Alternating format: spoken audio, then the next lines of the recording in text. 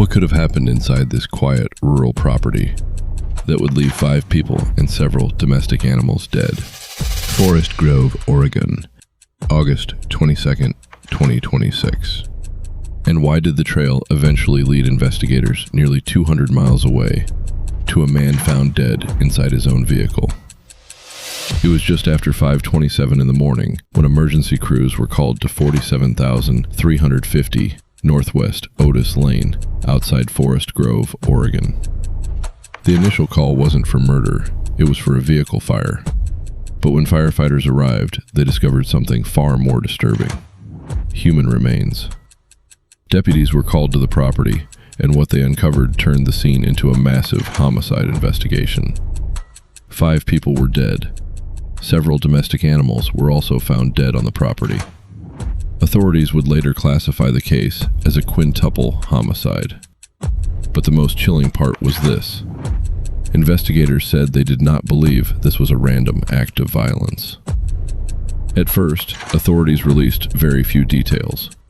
The property was heavily investigated as detectives worked through what officials described as an extraordinarily complex crime scene.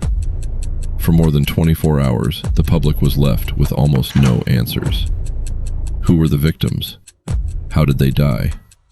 And what happened inside that isolated property? Investigators were still working to identify the victims and notify their families. Then, on Sunday, the case took another dark turn. Detectives identified 36-year-old Benjamin Charles Parker as a suspect.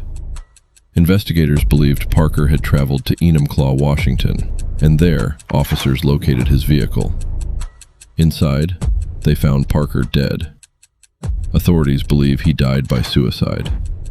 Later, the Enumclaw Police Department confirmed that the death scene behind a local Safeway was connected to the Forest Grove investigation. And suddenly, investigators were no longer searching for a suspected killer.